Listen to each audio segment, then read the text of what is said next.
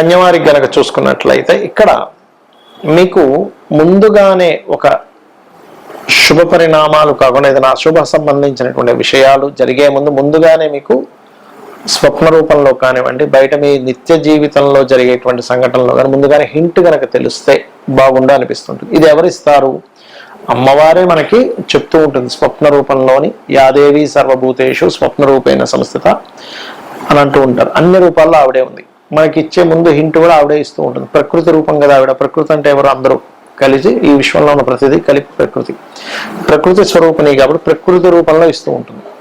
అయితే మీ యొక్క కన్యవారికి ఎక్కువగా అంటే ఏ విషయాలు మీకు స్వప్నంలో కానీ నిత్య జీవితంలో కానీ మీకు డిటెక్ట్ అవుతూ ఉంటే తద్వారా మీరు ఎటువంటి విషయాల్లో జాగ్రత్తగా ఉండాలనేటువంటి అంశాలు చెప్తుంది నేనైనప్పటికీ చెప్పిస్తుంది సాక్షాత్ లలితా అమ్మవారిగా భావిస్తూ ఆ లలితాంబిక అమ్మవారి యొక్క అనుగ్రహం మీకు పరిపూర్ణంగా కలగాలని మనస్ఫూర్తిగా కోరుకుంటూ, ఇక్కడ ఎప్పుడైతే మీకు ఈ కన్యవారికి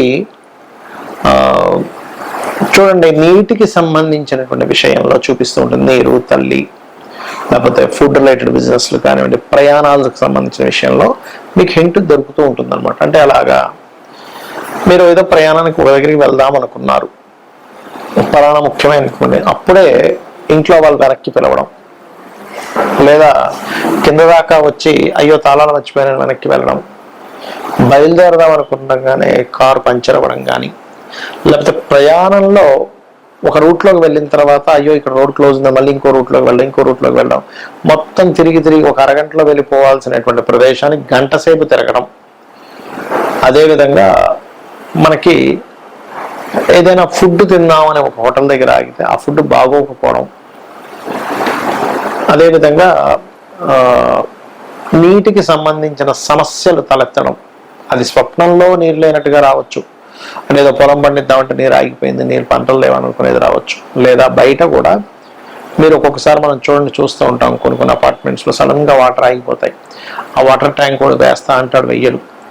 దానివల్ల ఒక్కొక్కసారి నేను కొంతమందిని చూశాను, ఆ రోజంతా వాళ్ళు స్నానం చేయకుండా ఉండడం, ఏదో ఓ బాటిల్ తెచ్చుకొని కొంచెం ఒక లీటర్ బాటిల్ ఏదో కొనుక్కొచ్చుకుని దాంతో ఏదో అప్పటి వరకు వాళ్ళు దాన్ని క్లియర్ చేసుకోవడం లాంటివి నేను చూశాను. అంటే ఇవన్నీ ఏంటంటే కన్యవారికి ముందుగా చెప్తూ ఉంటాయి. అదేవిధంగా ఒక్కొక్కసారి అన్నదమ్ముల వరుస వాళ్ళతో ఘర్షణ కూడా ఇది ఒక సిమ్టమ్ గా చెప్తూ ఉంటుంది, గుర్తుపెట్టుకోండి. ఇక మీరు ఇటువంటివి ఏవి కూడా మీకు ఇబ్బంది కలగకుండా ఉండాలంటే వెంకటేశ్వర స్వామి యొక్క ఆరాధన చేయండి. లలితా సహస్రనామాల యొక్క శ్రవణము లేదా పఠనం చేయండి. ఇవి గనక చేశారు అంటే నిత్యము చేయాలి, ఏదో ఒకరోజు చేస్తే కాదు. మనకి శాస్త్రాల్లో కూడా ఏంటంటే అమ్మవారు చెప్తుంది స్వయంగా, మీరు నిత్యము నన్ను పూజించినట్లయితే మీకు ఆపద సమయంలో నేను మిమ్మల్ని అనుగ్రహిస్తా. అంటే ఎలా అంటే చిన్న ఎగ్జాంపుల్ చెప్తా చూడండి. మీరు ఒక వ్యక్తి కుంఫు క్లాస్కి వెళ్ళాడు కరాటా నేర్చుకుందామని. రోజు వెళ్ళి ప్రాక్టీస్ చేసినప్పుడు మీరు ఆ పరీక్ష పెట్టినప్పుడు గెలవగలుగుతారు. ఏదో ఒకరోజు వెళ్ళారండి సంవత్సరంలో, కానీ నేను పరీక్ష గెలవాలంటే ఎలా గెలుస్తాను? గెలవలేరు. అదేవిధంగా మనం నిత్యము చేసేటువంటి భగవత్ ఆరాధన అనేటువంటిది మీకు ఆ రకంగా పనిచేస్తూ ఉంటుంది. ఈ యొక్క సిమ్టమ్స్ అనేవి ఒక్కొక్కసారి మనకి మహాదశను బట్టి కొంత ఉంటుంది. ఒక్కొక్కసారి మీకు ఆ గ్రహం ఏదైనా ఆ స్థానాల్లో ఉంటే, అంటే ఆరో భావంలోని లేదా వ్యయభావంలోని అష్టమ భావంలోని ఏదైనా గ్రహం పూర్తిగా పాడైతే కూడా ఆ యొక్క మహాదశ నడిచేటప్పుడు కూడా మీకు ఆ సిమ్టమ్స్ అనేటువంటివి ఆ రకంగా ఇస్తూ ఉంటాయి. అందులో ఒక్కొక్క గ్రహాన్ని కనుక మనం తీసుకున్నట్లయితే రవి మీకు స్పాయిల్ అయ్యాడు. అది మీది ఏ లగ్నమైనా కానీ, మేషం నుంచి మీనం వరకు ఎనీ లగ్న సూర్య భగవానుడు 6లో ఉండి పాడయ్యాడు అనుకోండి, అప్పుడు మీకు ఏంటంటే గవర్నమెంట్ వ్యక్తులతోని తండ్రి లేదా తండ్రి తరపు వారితో గొడవలు అవుతూ దాని సిమ్టమ్ చూపిస్తూ ఉంటుంది. అంటే చిన్న మాట వస్తుంది అంటే మీరు అర్థం చేసుకోవాలి, ఓకే. లేదా వాళ్ళకి అప్పు ఇప్పించడం ద్వారా, లేదు ఒక్కొక్కసారి సూర్యభగవానుడు అష్టమంలో ఉండి జరుగుతూ ఉంటుంది. అలాంటప్పుడు ఏంటంటే ఆకస్మిక సంఘటనలు, అంటే తండ్రికి ఏదో హార్ట్ స్ట్రోక్ రావడం, లేకపోతే మీకే గవర్నమెంట్ నుంచి కొన్ని ఫైన్స్ పడడం, ఇట్లాంటివి జరుగుతూ ఉంటాయి. 12లో ఉండి పాడయ్యాడు అనుకోండి, అది కూడా కొంతవరకు మీకు మీ యొక్క అంటే మీరు గవర్నమెంట్ రిలేటెడ్ సంబంధించినవి కావచ్చు, పిల్లలకు సంబంధించినవి కావచ్చు, ఏదైనా ఖర్చుల వల్ల సంతానానికి ఖర్చులు సంబంధించిన విషయంలో ఏదో ఇబ్బంది రాబోతుంది అంటే దానికి సంబంధించిన మీకు ముందుగానే కొంచెం ఈ స్వప్న రూపంలో చూపిస్తూ ఉంటుంది హింట్. ఆ రకంగా 6లో కానీ 8లో కానీ 12వ భావంలో కానీ ఉండేటువంటి గ్రహాలు ఆ విషయంలో ఖర్చుల్ని, ఆ విషయంలో ఇబ్బందుల్ని, ఆ యొక్క విషయంలో గొడవల్ని ఇస్తూ ఉంటుంది.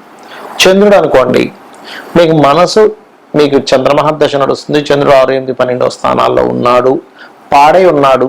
6, 8, 12 స్థానాల్లో ప్రతిసారి ఇబ్బంది ఉండాలని రూల్ లేదు. ఇప్పుడు అదే కుంభలగ్నం ఉందనుకోండి, 6వ అధిపతి చంద్రుడు, ఆయన 8లో ఉన్న 6లో ఉన్న విపరీత రాజయోగాన్ని ఇస్తాడు. ఇక్కడ మనం ఎగ్జంప్షన్ ఏమిటి అంటే విపరీత రాజయోగాన్ని ఎగ్జంప్షన్ చేయండి. విపరీత రాజయోగం కాకుండా మీరు ఎప్పుడైతే ఈ 6, 8, 12 స్థానాల్లో ఉండే గ్రహం పాడైనట్లయితే, అది చంద్రుడైనట్లయితే ముందు మీకు అది మనసు మీద చూపిస్తుంది ఎఫెక్ట్ అనేటువంటిది. అంటే మానసికమైనటువంటి స్ట్రెస్ని, మనసు మీద దాని యొక్క ప్రభావం అనేటువంటిది చూపిస్తూ ఉంటుంది, గుర్తుపెట్టుకోండి. ఇక అదే విధంగా చంద్రుడు తర్వాత కుజుడు మీకు 6, 8, 12 స్థానాల్లో కుజుడు నీచభంగ రాజయోగం, విపరీత రాజయోగాలు కాకుండా స్పాయిల్ అయినట్లయితే అది మీకు ఇచ్చేటువంటి ఆ మహాదశ అంతర్దశల్లో మీకు ముందుగా చిన్న చిన్న గొడవలు మీ లైఫ్లో జరుగుతూ ఉంటాయి.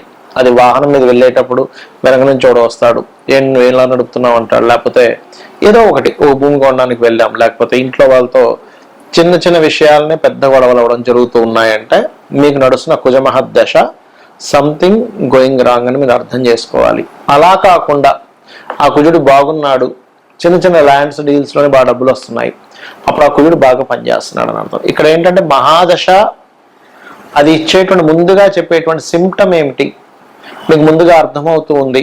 ఓకే, ఇలా జరుగుతుంది కాబట్టి నాకు ఇలా జరగనున్నాయి, ఇలాంటివి వస్తున్నాయి. అందుకే చూడండి, ఎవరికైనా రాహుకేతులు మహాదశలు నడిచేటప్పుడు ఎక్కువగా వాళ్ళకి సర్పాలు కనబడడం, సర్పాలు స్వప్నంలోకి రావడం జరుగుతూ ఉంటుంది. అది మంచిగా ఉన్నాయనుకోండి రాహుకేతులు, వాళ్ళకి పాజిటివ్గా ఇస్తూ ఉంటుంది ఆ రిజల్ట్స్. అలా కాకుండా స్వప్నంలో పాము చుట్టేసినట్టుగా వస్తే రాహుకేతుల యొక్క ప్రభావం బాలేదని అర్థం. ఆ రకంగా బుధుడు గనక మీ జన్మజాతకంలో స్పాయిల్ అయి ఆ యొక్క మహాదశలు అంతర్దశలు నడిచేటప్పుడు అక్కడ కలిగేటువంటి ఫలితాలు ఏమిటంటే బంధువర్గంతో లేదా మీరు ఏదైనా ఒక కమ్యూనికేట్ చేస్తున్నారు, ఎవరితో మాట్లాడుతున్నారు, లేదా ఏదైనా దస్తావేజుల విషయంలో, అగ్రిమెంట్స్ విషయంలో మీకు తెలుస్తూ ఉంటుంది ఆ యొక్క తప్పిదాలు. అంటే ఎలా అంటే అగ్రిమెంట్లో ఏదో మిస్టేక్స్ ఉన్నాయి, లేదా అగ్రిమెంట్ రాద్దాం అనుకునే టైంకి పెన్ను రాయకపోవడం, పెన్ కనబడకపోవడం, లేకపోతే మనం ఒకటి చెప్తే వాళ్ళు ఇంకొకటి టైప్ చేయడం, ఇవన్నీ కూడా అగ్రిమెంట్ రూపంలో ఇస్తూ ఉంటుంది ప్రభావం అనేటువంటిది.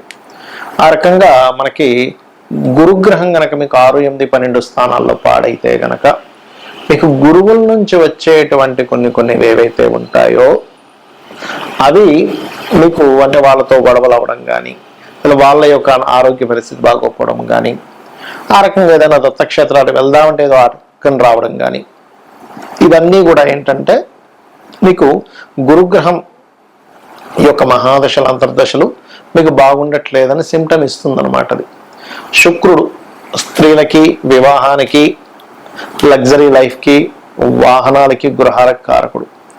ఈ శుక్రుడి యొక్క మహాదశ చాలా మంది వచ్చినప్పుడు ఏమనుకుంటారంటే నాకేంటంటే శుక్ర మహాదశ వచ్చింది అంటారు. కానీ అది గనక బాగుందా బాగోలేదా మీకు సిమ్టమ్స్ ఎలా తెలియాలి? మీరు స్త్రీలతో అనవసరమైన గొడవలు అవుతున్నాయి, శుక్రుడు ఎక్కడో స్పాయిల్ అయ్యాడు, స్త్రీల ద్వారానే అనుకూలత, స్త్రీల ద్వారానే బాగా కలిసి వస్తుంది, శుక్రుడు బాగున్నాడు, శుక్ర మహర్దశ బాగుంటుందని అర్థం. శని రోగానికి కారకుడు.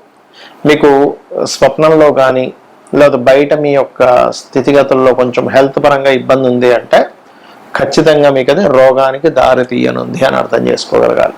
కాబట్టి ఈ రోగకారకుడు, రోగానికి ఈ యొక్క సిమ్టమ్ ఏదైతే ఉందో ఇవన్నీ కూడా ఎఫెక్ట్ ఇస్తూ ఉంటాయి. కాబట్టి ఈ గ్రహాలు ఏవైతే ఉన్నాయో మనకి కుంభం నుంచి మన మేషం నుంచి మీనం వరకు మీకు నడుస్తున్న మహాదశలు మీకు శుక్ర సంబంధించినటువంటి ఏదైనా, ఇప్పుడు చూడండి ఇందాక మనం అనుకున్నాం శుక్రుడు కనుక బాగోపోతే స్త్రీలతో అని, అది ముఖ్యంగా వివాహ సమయంలో అబ్జర్వ్ చేయాలి. అది అంటే వివాహం అనుకుంటున్నాము కానీ ఎప్పుడు ఏదో ఒక శుభకార్యాలకు సంబంధించినటువంటి విషయాలకు వెళ్తుంటే ఎక్కడో ఆటంకం కలుగుతుంది అంటే మీరు అక్కడ ఆ శుభకార్యం చేయించుకోవాలనుకునే విషయంలో ఏదో దోషం ఉంది అని మీరు అర్థం చేసుకోవాలి. అయితే ఎన్ని దోషాలున్నా ఏమున్నా కానీ మీరు గనక నిత్యము లలితా సహస్రనామాలను గనక శ్రవణము లేదా పఠనం చేసినట్లయితే 100% బాగుంటుంది. శ్రీమాత్రే నమః.